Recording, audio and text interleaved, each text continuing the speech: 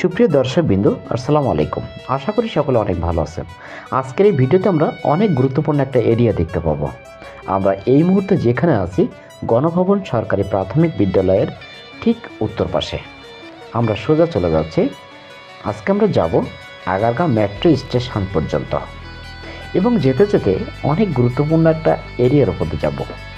অর্থাৎ বিগত প্রধানমন্ত্রী আমাদের শেখ হাসিনা যেখান থেকে পালিয়েছিল তার একটা ভিডিও স্ক্রিপ্ট কিন্তু আমরা সামাজিক মাধ্যমে দেখছিলাম, যেখানে হেলিকপ্টারটি উড়ে যাচ্ছে, সাথে একটা তাল গাছ আছে সাইডে।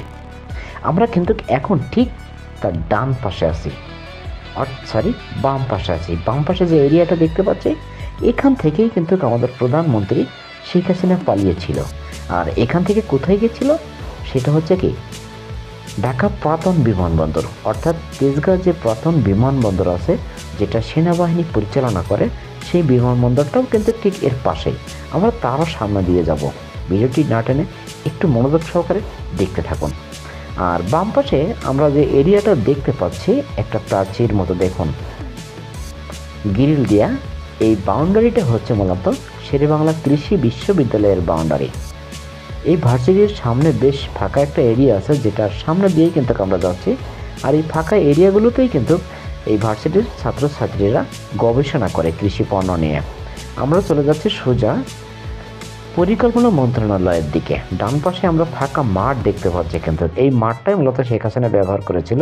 আর এই মাঠের পাশেই কিন্তু আছে শহীদ জিয়াউর রহমানের মাজার, চন্দ্রিমা উদ্যান, আর অপর পাশে আছে বিজয় সরণি। আর এই যে মাঠটা, এই মাঠটা যে শুধু শেখ হাসিনা পালানোর জন্যই ব্যবহার হয়েছে এমন না।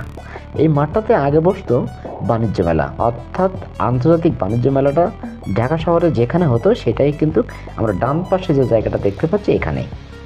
আর ডান পাশে দেখুন, একটু লক্ষ্য করে আমরা ডান পাশে একটা চাল মতো দেখতে পাচ্ছি।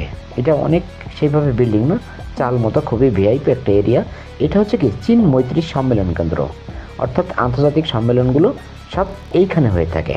আমরা বাম পাশে যে এরিয়াটা দেখতে পাচ্ছি, একটা গেট দেখতে পাচ্ছি, কিন্তু এটা হচ্ছে পরিকল্পনা মন্ত্রণালয়। আমরা চলে যাচ্ছি সোজা, এবং যেতে যেতে সামনে কিন্তু একটা ফ্লাইওভারের মতো দেখতে পাচ্ছি। এই ফ্লাইওভারটা মূলত বাস চলাচলের জন্য না, এটা হচ্ছে কি ট্রেন চলে, অর্থাৎ মেট্রো রেল। যে মেট্রো রেলের নাম শুনছে সেটাই কিন্তু এই সেই রেল লাইনটা উপরে।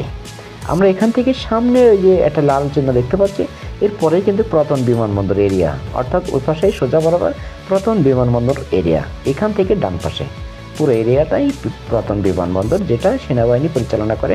তাদের ছোটো ছোটো বিমানগুলো এখান থেকে ওঠানামা করে, অর্থাৎ তারা ট্রেনিংয়ের জন্য জায়গাটা ব্যবহার করে থাকে। বাম পাশে যে এরিয়াটা দেখতে পাচ্ছি, এটা হচ্ছে পরিকল্পনা মন্ত্রণালয়। আর একটি কথা না বললেই নয়, আমরা আজকে যাচ্ছি আগারগাঁও মেট্রো রেল স্টেশন পর্যন্ত।